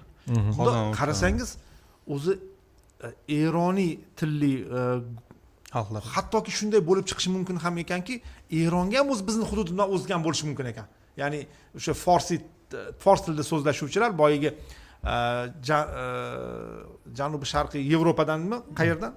O'sha Qora dengiz, Sharqiy Yevropadan yevropaliklarning, ya'ni Hind oriylar nomi ostida Oltoy tomonlarga, O'rta Osiyoga ko'chishlari bo'ladi. Bu 4000 yil oldin. 4000 yil oldin. Ya'ni u yerdan ular, bu yerdan Oltoydan, bu yerdan keyin yana Yunonlar kelyapti. Shunday. Ya'ni shunday bir hamma qaynagan bir qozon Markaziy Osiyo. Juda ham ajoyib. Yana suratlar bormi? Bo'ldi, suratlar bo'lmasa, endi ruxsat bersangiz savollar. Yaxshi. Hurmatli muxlislar, marhamat, savollar. Xo'p. Marhamat, savollar, yuqoridagi savollarni bitta qaytarasiz, chunki ularni qayta o'qishning imkoni yo'qmi? Yuqoriga chiqib ketib qoldi, juda ham yuqoriga chiqib ketdi. Xo'p. Qarang, So'g'diylar haqida ko'plab toponimlar bog'liq chiqqanda bilasiz. Joy nomlari Panjikent deymiz, Sherkent, Beshkent deymiz. Shunga o'xshash joy nomlari Surxondaryoda, Janubiy Tojikistonda anchagina uchraydi. Ularda masalan Xutfar degan bizga notanishroq so'zlar uchrab qoladi yoki nima degan vahshivor degan joylar uchraydi Surxondaryo viloyatida, yoki yana bitta joy bor edi, ko'p ishlatardi buni, nima deydi, Poshxurt degan, Darband degan nimalarni uchratib qolamiz. Sariosiyo tumanida Surxondaryoning anchagina o'sha qadimgi vaqtli tiliga xos so'zlar, joy nomlarini, toponimlarni ko'ramiz. Ya'niki ayrim aholining orasida ham o'sha baxtriyaliklarni eslatadigan qiyofalar ham saqlangan bo'lishi kerak. Bular faqat etnografik nimalarni kuzatishlar, izlanishlar olib boribgina aniqlanish. Men masalan Sug'diylar, aholining qayerlarda Sug'diylarning avlodlari ko'proqligini aynan ancha bilib qoldim. Mana Qashqadaryoning Qarshi shahridan nariyoqda Beshkent degan joyda o'sha tojikka ham, o'zbekka ham o'xshamaydiganroq uzun bo'yli oq soch, sariq sochli insonlarni ko'rib qolaman-da. Keyin so'zlardan, qaysi qishloqdan, qayerdan so'rab boshlasam, nimalardir ma'lum bo'ladi. Menda fikr paydo bo'ladi, bular Sug'diylar deyman-da. Qarshida bir mahalla bor. Butun o'sha vokzal tomonida, nima qil, temir yo'l vokzali tomonida shu qarasangiz rus deb o'ylaysiz-da. Shu bir mahalla aholi hammasi o'sha ozg'indan kelgan, o'sha ko'k ko'zlari ham uchrab qoladi, sariq sochli va ingichka yuzli insonlarga duch kelamanda. Bular ham mahallasini so'rasangiz, keyin so'tcha ismlar chiqib qoladi-da. Hozir bu yerda mana tushunmovchilik o'zbek xalqining qadimiy yozuvi So'g'd yozuvi deb sarlavha qo'yib ko'rsatuv qildinglar. Siz juda ham ko'p adashyapsiz, hurmatli muxlis. O'zi ko'rsatuv sizga atalib qolyapti. Men boshqa muxlislardan uzr so'rayman. Ya'ni umuman keling shuni umuman bu narsani yoyib yuborish uchun deydik-ku. Sarlavha unday emasdi. Sarlavha hali ham YouTube'ga kirib ko'rishingiz mumkin. So'g'd yozuvi o'zbek xalqining qadimiy yozuvimi degan sarlavha, ya'ni savol berilgandi. Bu savol olimga edi. Ya'ni biz ushbu savol bilan professor G'aybulla Boboyorovga murojaat qilish uchun mana shunday sarlavha qo'yib ko'rsatuv qildik. Baraka topgan. Siz juda ham ko'p hammani chalg'ityapsiz. Ko'rsatuvni maqsadi burilib ketyapti. Sizni umuman bloklab qo'ymaslik uchun savollaringizga javob beryapmiz. Bo'lmasa hammani chalg'itib qo'yapsiz. Endi So'g'd Forsiy xalq-ku, men tojikman, men o'zimni shularning avlodiman debsiz. Biz nima deyapmiz? Masalan, men ham So'g'diylarning avlodiman. Nima dey endi hozir yana? Umuman boshqa tarafga olib ketyapsiz. Agar millatchilik qilib nimadirga erishmoqchi bo'lsangiz, doimiyga bloklab qo'yamiz. Yo'q, mayli, G'ayrat xo'ja buni qiling. Hozir shunaqa narsa bu juda ko'p takrorlanyapti. Biz aytyapmiz, biz aksincha bu madaniyatlar qorishiq ekanligi, doim birga yashaganligi, doim birga bo'lganligi, hattoki aksincha xursand bo'lish kerak. Agar siz haqiqatan o'sha da'voyingizda bo'lsa, siz xursand bo'lishingiz kerakki, mana bu ali burib ketishingiz kerak edi. Mana o'zbeklarning haqiqiy yozuvi o'zi So'g'd yozuvi, demak, degan narsani olib ketish o'rniga umuman boshqa narsaga. Bu masala yopildi. Siz endi birinchidan noto'g'ri gapirdingiz. Mayli. Shuning uchun bu G'ayrat masalani xo'ja, menga bir ruxsat bersangiz, mening bir ilmiy yo'lda tushuntirib berayin. Mayli, hozir cho'zilib ketadi. Shuni inobatga olib, mening nomerim, telefon nomerim 94lik 676 2101. Agar savollar, so'roqlar tug'ilsa, takliflar bo'lsa, do'stlashishlar yoki boshqa yechilmagan chigalliklar, muammolar bo'lsa, menga yuzlanishlaringiz, murojaat qilishlaringiz mumkin. Albatta telefonimizni olamiz va qo'ng'iroqlaringizga javob beramiz. Bo'ldi. Demak, masala yopildi. Savollarga o'tamiz. Endi mana mavzu yuzasidan savollar. Baktriya madaniyati hozir qaysi xalqlarda saqlanib qolgan? Baktriya madaniyati O'rta Osiyo xalqlarining ko'proq o'sha janubiy qismlarida yashaydigan tojiklar va o'zbeklarda. Ya'ni urf-odatlarini ko'ramiz. Boyagiday napaytli bir so'z aytib ketdim. Surxondaryoda ko'proq saqlangan bo'lishi kerak. Lekin til bo'yicha boyagi Munjoniy Yidg'a degan, izlab ko'rsa YouTube, internetdan, Wikipediyadan ham, Googledan qidirib topsa, Yidg'a tilida yoki Munjoniy degan o'sha tog'lik sharqiy ironiy xalqlar bor, kam sonli, oz sonli. Shularda Afg'onistonning ayrim tillarida shularning izlari saqlanib qolgan. Aynan 100% emas, ayrim belgilari saqlanib, ko'rsatkichlari saqlanib qolgan. Chunki bu til 10-asrga kelib muomaladan, foydalanishdan to'xtadi. Uning o'rnini arab yozuvi, arab tili egalladi. Chunki bu yerda arablar kirib kelgandan keyin asta-sekin bu yerda o'sha til, hukmron madaniyat ustunlik qila boshladi va shunday qiziq tomoni bor. 9-10 yuz yillik asrlarga oid tegishli hujjatlar bor. bir tomonida arabcha, bir tomonida baxtiricha yozilgan. Hattoki baxtiricha hujjatning arabcha tarjimalari bor yoki teskarisi. Shu darajada keyin shu 10-asrdan keyin biz baxtiriy tilda hujjatlarni uchratmaymiz va bu qo'llanilishdan to'xtaydi. Tushunarli. Rahmat. Endi Baktriya davlatida qaysi dinga e'tiqod qilishganini so'rash. Baxtriyada bu o'quvchimiz ko'proq javob bersa, men aytaman, ko'proq Baxtriyada buddizm bor. Lekin o'zining hujjatlarida bir nechta yerlik mahalliy ilohlarini ham nomlari kelinadi. Ya'ni endi Baxtiriya qadimgi o'sha Baxtriya ya'ni Baxtiriya davlatining diniy nimalariga qaraydigan bo'lsak, bu davlatda aytib o'tganday ustozimizni buddaviylik dini, zardushtiylik dini, nasroniylik dinlari bu qo'shniq nima bo'lgan. Nasroniylik dini ham bo'lgan. Nasroniylik ham bo'lgan. Bundan bilamizki, o'sha davrda agar buddaviylik dinini oladigan bo'lsak, buddaviylik dini bugundagi o'sha Janubiy Tojikiston hududlaridagi o'sha Dalvarzin hududlaridan uni nimalari topilgan. Haykallari topilgan. O'zbekiston, Janubiy Tojikiston shu hududlarda endi haykallari topilgan, o'sha 12 metrgacha bo'lgan Budda haykallari topilgan. Bundan bilamizki, bu agar shunaqa darajada katta Budda haykallarini yasab o'sha ibodat qilishganki, demak bu hududlarda o'sha buddaviylik dini kengroq yoyilgan.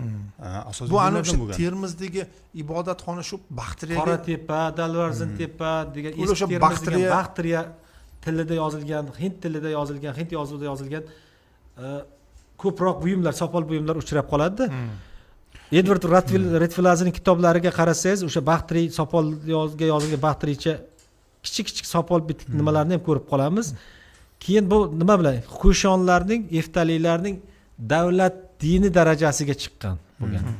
Ular o'sha dinlarni qo'llab-quvvatlagan, o'sha e'tiqod inonchlarini va shuning evaziga baland ibodatxonalar qurilgan, haykallar, o'sha dinga tegishli buyumlar yasalgan, yozuvlar yozilgan va bugungi kunda Surxondaryo hududi bunaqa topilmalarga to'la.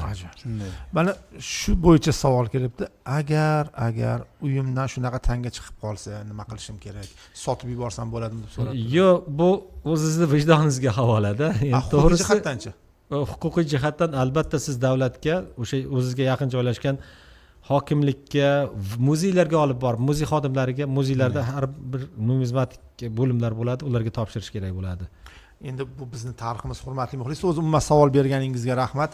Haqiqatan chiqib qolish ehtimoli bor, chunki mana hozir domladagi tangalar ham mana shunday chiqib qolgan. Kimdir imorat qurayotganda, yer qaziyotganda, ekin ekayotgan paytda chiqib qoladi bundan. Chiqib qoladi. Ayniqsa paxta terayotgan paytda ham o'sha qadimiy yodgorliklar yonidan chiqib qoladi. Demak, bunday tangalar bu bizning tariximiz, buni o'rganish qiziq juda ham. Ya'ni mana biz hozir bugun bildikki, bizning hududimizda o'sha Sharqiy Eroniy guruhiga tillar guruhiga kiruvchi Baxtriya tili haqida mana bugun yana ko'p ma'lumotlar oldik. Biz o'zimman turkiy elatlarning haqida o'sha Baxtriya tilida nima yozilganini o'rganamiz. Mana Baxtriya tili va uning yozuvi bo'lganligi va eng qizig'i u yozuv Yunonlar yozuvi bilan deyarli bir xil bo'lganligi haqida ma'lumot olyapmiz. Bundan 2000 yil oldin, demak, bundan 2000 yil oldin bizning hududlarda Yunon yozuvi muomalada bo'lgan. Baxir juda ham ajoyib. Ya'ni bu o'sha so'g'd yozuvi bilan deyarli bir vaqtda, shunday? Demak, albatta shunday. Deyarli bir. Bu degani bizning hududimizda 2 xil yozuv va 3 xil yozuv. Bu yana Xorazm yozuvi bor va qadimgi turk yozuvi. 4 xil yozuv. Shunday nima. Demak, so'g'd eng ko'p tarqalganlardan turk, xorazmiy va baxtriy va pahlaviy yozuvi ham bor. Pahlaviy 5 xil. Albatta pahlaviy yozuviga ham bir nima bo'lsa, bu Parfiya davlatida, Sosoniylar davlatida va qadimgi Eron davlatida ishlatilgan yozuv haqida ham bir ko'rsatuv qilsak, alohida ko'rsatuv qilamiz. Chunki unda ham bizni Markaziy Osiyo tarixi, ham turkiy xalqlar, ham ironiy xalqlar o'tmishiga oydinlik kirituvchi ko'plab ma'lumotlar bor. Albatta biz bundan xursandmiz. Xo'p. Bu aslida qarang, men ko'plab ma'lumot yubordim, nimagadir chiqmay qoldim. Bu yerda qanaqa texnik nosozliklar bo'ldi, tushunmay qoldim men aslida. Ko'p Baxtriy hujjatlarini tashlagan edim bu yerda. Bir ikkita xaritalar bor edi. Xaritalarimiz ham ketib qolibdi. Turk xoqonligining xaritasi bor edi. Uni nimaga ekranga olib chiqqanimizda tushunarliroq bo'lardi-da. Ya'niki Turk xoqonligining tarixini yorituvchi ko'plab sharqiy Ironiy tillaridagi bitiklar, hujjatlar bor va uni xoqonlik tarixining bir manbasi sifatida o'rgansak, ham turkiy xalqlar ham ironiy xalqlar tarixi uchun bir foydali bo'ladi. Bugun juda xursandchilik kun. Bizni hududlarda yunonlar ham birga yashagani biz bilan birga va ularning yozuvi muomalada bo'lganligi ham bu juda ham biz uchun va biz foydalanadigan hozirgi yozuvlar bizning ota bobolarimiz uchun biz uchun begona yot emasligini ko'ryapmiz. Bu endi shu yerda qo'shimcha qilib ketmoqchiman. Bizga o'sha 19-asr oxir deymizmi, 20-asr boshlaridan kirib kelgan o'sha kirilsa yozuvidan oldin ham bizga 2000 yil oldin bu yozuvni nimasi bobolar tanish bo'lgan. Bizga tanish bo'lgan. Bizning ajdodlarimiz bu tildan 2000 yil oldin foydalangan. Xitoyliklar buni yozib ketadi. Bularda 25 ta harfdan iborat dedi. O'zi aslida 22, 24 ta nima? Ya'ni haqiqatan uzoq emas, shu bularning o'zlarining yozuvi bor dedi. Eftaliklarning yozuvi bor dedi, Ko'shanlarning yozuvi bor dedi. Ana o'sha qog'ozda aytib kelinayotgan yozuvlar arxeologik izlanishlar tufayli topildi va bugungi kunda biz undan foydalanish imkoniyatiga ega bo'lib turibmiz. Xo'p. Marhamat, savollar bo'lsa, savol berishingiz mumkin, hurmatli muxlis, savol bersak bo'ladimi? Berish mumkin. Hop, so'g'dlar turkiy millatmi? Yo'q, so'g'dlar bular bizning xalq. Ular Sharqiy Ironiy tillar oilasiga kiruvchi tilda so'zlashgan so'g' tilida. Buni demak professor G'aybulla Boboyev juda ko'p ta'kidlaganlar va eng qizig'i so'g' tilining nafaqat so'g' tili bo'lgan, so'g' yozuvi bo'lgan. Va qizig'i bundan turkiylar ham foydalanishgan. Ya'ni bizni hudud mana shunday qozon, ya'ni bizni hududda ham so'g'dlar ham turkiylar birga yashagan. Ayniqsa mana shu So'g'diyonada topilgan boyagi freska, devoriy suratlar juda ham ajoyibki, So'g'diyona podshoh saroyida o'sha turkiylar ham borligi, bu juda ham o'sha birga 1000 yildan beri birga yashab kelayotganmiz. Marhamat.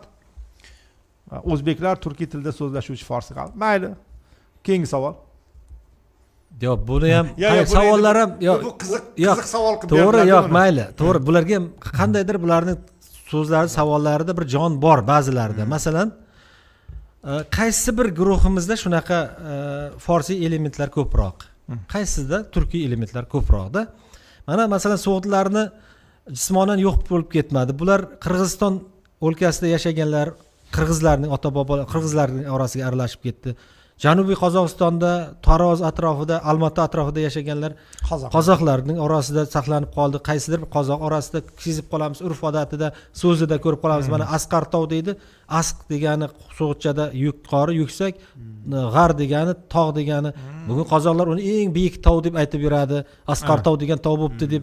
Buni ya'ni qozoqlarning orasiga kirmagan, singmagan deyishimiz noto'g'ri. Yoki o'zbeklar bilan tojiklarning orasida ham o'sha jismonan so'g'dlar yashab kelyapti. Uni qiyofalarida ko'rib qolamiz, urf-odatlarda ko'rib, Navro'zida yoki ko'chadagi ba'zi olov bilan bog'liq nimalarda ko'rib qolamiz.